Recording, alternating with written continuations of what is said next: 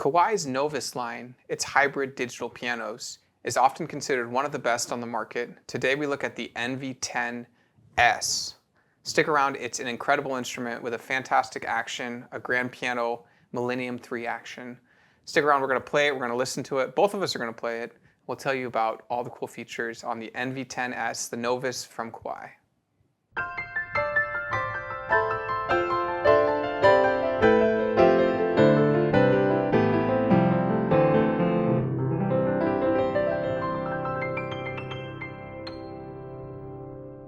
Hi, this is Ted with Alamo Music Center in downtown San Antonio, Texas. I'm Patrick Marr. You can find us online at alamomusic.com. Make sure to check out our new website, alamopianogalleries.com. It has our 9 locations spread out throughout the United States and has our piano inventory on there where you can also find NV10s at all these locations. So if you like the product review of this and you want to get your hands on an NV10S, make sure you check out one of our locations, the closest one to you. We'd love to see you and talk to you. Ted, our piano fact for today, we like to start every video with a piano fact. You know, when I play guitar sometimes, I have this thing, and you make custom of these sometimes, but you can squeeze it, you put it on the guitar fret, like on the 2nd fret, and it makes the guitar shorter. It's called a capo. A capo. On a piano, I see something very similar. It's spelled capo, but I think it's pronounced the correct way, capo. Capo d'astro. D'astro. And so every grand piano and upright pianos have this too. But as you move away from the bass section, the mid section, and you get up to the treble section, the way the strings are played from the tuning pins across the soundboard and across the frame, instead of these things called A-graphs, because an A-graph basically it's like a little piece of brass and the string or strings go through it, and it's basically like the bridge that gets the string up and starts the speaking length of the string. Right. As you move up to the treble section, there's the capo bar. And what does that do? The capo bar pushes down all of the strings, every set of choir of strings. Mm-hmm. Okay, it pushes them down, and it makes the speaking length based on the pressure, the same way that a guitar does up in the nut and bridge and then down it's here. Basically, yeah. And it makes the speaking length. And I think part of that design is also because the hammers kind of need to hit at around the 1/7 of the string length. Mm-hmm. So if you take the or 1/7/8 is where, so you have like 7/8 of the string speaking length, and the hammer hits at that other spot. Mm-hmm. Supposedly that's the ideal spot for a hammer to hit a string. And apparently it create. This was an invention in the 1800s. The capo bar was, and so it created more tension and more brilliance. It made it ring longer. And more power and more sustain. And so that's the capo bar. So if you ever see, hey, a capo, I thought that was for a guitar, because it's kind of, everyone knows a capo who plays guitar. Right. Even non-guitarists can somewhat see a capo and recognize what its function is. There's a capo bar on a piano. So interesting tidbit for the day, the piano fact. The instrument we're looking at today, the NV10S, actually has no capo bar. It has no strings, but it does have something similar to a grand piano. A real grand piano action in it. It's called the Millennium III action. It's their hybrid version of it, and it's actually cool because it has ABS carbon hammers on all the way down the shank. They have hammers that are what's replicating, and they're all meticulously made to be weighted and graded like a real grand piano. It's such a unique thing in the digital piano world that they actually teach you at Kawai to take that lid off, mm-hmm. and to take off as much of the front of the piano as you can, so you can show off that action. It's beautiful. It's exactly like it's like a work of art. Honestly, I've worked with a lot of people, a lot of customers in the store. A couple of the NV10s that I've shown, once you pull it off, their mind kind of blows, because it's in the section where like digital pianos are. Whoa, this is a real piano. Those are real wooden keys with their carbon fiber Millennium III mm-hmm. action in there, and those special hammers. And I mean, it's just impressive. And people are like, oh, it so aligns. I see the value because it is compact. It's not the full size of a baby grand piano. This is something, if you go on the piano forums, what's the main piano forum? Piano World. Piano World. It's one of the most spoken about, I guess, talked about hybrid pianos that's available. Here's the thing. This is the one digital piano that I know more than a handful of college piano professors have in their office. So they know they're going to be practicing and playing on a great instrument every day. Low volume headphones, no matter what it is, they've got that in their office, and they work with their students on it, and they exercise and do all of their scales and everything on that piano. And so, it doesn't only stop with the Millennium III action. They actually have a full working trap system on it too, and it's their most advanced trap system, which is their pedals. It's got the 3 pedals, but the advancements of the minute changes in the pedal, it's supposed to emulate 100% what an acoustic piano would be doing. And so Kawai was intently focused on how do we make a grand piano feel for the person who needs for the professor in their office, I know people who have it at their business offices who are pianists and they need a break every once in a while, and they turn around and they have a baby grand or they have a grand piano at home. And so hybrid pianos, as a category, have been around for a little bit now. We're looking at 15, 20 years of really big jumps in technology that have allowed things like the NV10S. Yamaha has the N3X. We actually did a video comparing those two. Right. But the NV10S, we haven't done a single video on. We had done the NV10, its predecessor. Really, the big difference between the two was they changed a little bit of the speaker configuration on there, and then they changed the user interface. So the NV10 has one of the coolest, and Kawai in general has one of the coolest user interfaces, I think, of any digital pianos because it's incorporated in your cheek block. Right. And so it's a touch screen, very familiar. You see it there on the left cheek block, and you're able to take control of it right there. It also connects seamlessly with iPhone, with Android, with the piano remote app from Kawai. And so that also kind of expands having it right there in your cheek block. You can have it as a controller on your music desk if you prefer it, but you really can get in. And the magic of Kawai's digital piano is their SKEX rendering. Right. And that's their 9-foot Shigeru Kawai. You've tuned a couple of those. We've had so many really accomplished classical pianists that come in and play on that thing, and usually, a classical person, they're not going to be that taken with a digital. You're thinking, that guy's good for 5 minutes tops, and you're listening, it's like, man, it sounds great, and 20, 30 minutes later, it's like, wow, man, this dude's really digging it, and then they just like it because it really is the best grand piano, true to life simulator out there. That's the only way to refer to a digital piano. It's like it is the perfect. And in fact, it took me a while to figure out how did they come up with that design. And then I realized it's like if you take all the essential working parts of a grand piano and you chop it off. You take the 2 legs and the lyre. And it's almost like if you take that NV10S and you put it up against the wall, it's like the whole harp is sticking into the other room and you just sit there and play the keys. And there's a lot of advantages to that. And it seems to be exactly what you said in that professional world. The guy, I've known a couple dentists that keep digital pianos in their office. A couple of them, one of them has one of these and a few others want to replace to these. And then there's also the little brother to this one, the NV5S, which has the real working upright action. And so they're both phenomenal instruments. This one, I absolutely love the way that it plays. Yeah, it just has, it flows when you play it. And so we're both going to play it here in a minute, and we'll take a listen to some of the sounds on there. We'll start with the SKEX rendering. It does have some presets on there. We like to go through those, but we're gonna listen to the acoustic piano, and then we're also gonna play some of the other sounds on it. Sure. So let's take a listen.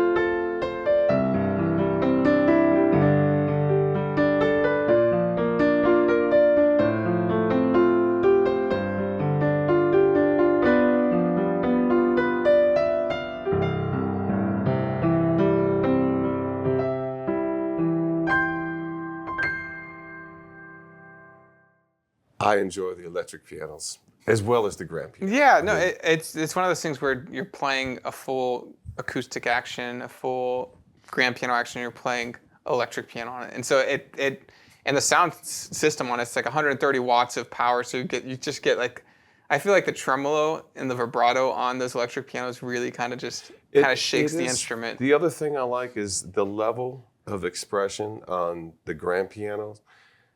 Whether you're playing on the pads of your fingertips, nice and soft, or you're really hammering down like, rock and roll piece or whatever, it responds great. Mm-hmm. You can go just like you can on a grand piano. Yeah. Very, very light, very soft, and then. And Kawai's virtual technician that's on this and on all their digital pianos allows you to open up, the touch curve and make adjustments to how it responds. And this has their most advanced sensors on it, the most advanced touch, and you're able to go through and make changes to the piano. I love this feature, and I want to ask you a question about this.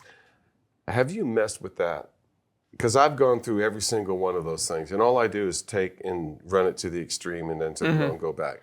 My question is, have you ever messed with it enough to where you saved one of your technician settings or, sittings? You sit down for 10 minutes to customize the piano. You make it your way. Have you saved any, like Patrick won? No, I never have. I haven't either. saved one, but I have messed with it extensively because it's pretty fun to It's hear fun to how stretch, extreme but- it can get. And and what I like to do actually is there's 24 effects on this too. So adding effects into so you're playing the Right, piano and then you right. add like a ping pong delay to it, and it sounds changes the whole. sounds spacey. Yeah. It sounds Pink Floyd. Those are fun things to do with this. It's got 90 sounds on it plus the 10 renderings of the SKEX. Some really great high quality sounds. It's their SKEX rendering, but then it's their high fidelity sound range of the high XL is what they call it. But they're all their sounds on that. Again, 130 watts of power.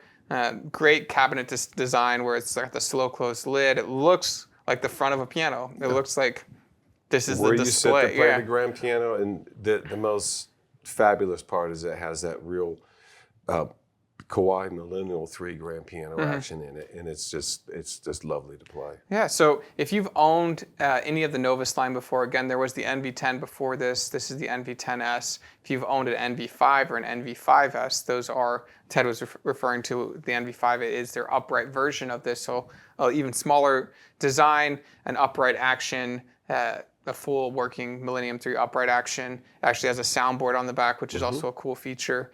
But these hybrid pianos really are making impact in the industry because they take some of the best parts of the acoustic instrument and mix it with the best parts of the digital. They're almost more desirable than the real thing when you put a real price tag on a really great upright and a really great grand piano. As compared to these two, it's pretty desirable. Yeah, and so just really cool where the hybrid world is going. And again, we did do a review of the NV10S versus the N3X from Yamaha, which is their high-end hybrid as well. So make sure you check that out. But leave comments, let us know what your experience with it, what was with it, and let us know how it spoke to you. Was it as good as an acoustic instrument? Was it better because it had the different features? And don't forget, it's tuned for life. It'll never need a tuning. And 9 times out of 10, if not, it's the first thing out of someone's mouth. It's the second How thing. often? I love it because it's always in tune. It's always inviting. It never sounds wonky. There's a lot to be said for that. Yeah, an incredible instrument. But please leave comments. Let us know if you've played one before. If you do want to go play one, again, go to alamopianogalleries.com. Check out our locations. We have them spread out throughout the country. Come see us. We should have an NV10S at all the stores. It's well worth a visit. It is a magnet item to draw you in. It just is really a wonderful thing. If you haven't played one, go play one. Decide for yourself. Try it with just as it is, and then try it with the headphones on so you can really get the true experience. Yeah, and we've seen a lot of people buy this as a supplement to their other instrument, which is kind of a unique thing. You don't usually see people buy a full, a pricey grand piano and then buy a pricey digital. Yeah, and so it is one of those unique things that I think checks a couple boxes that nothing else really does check.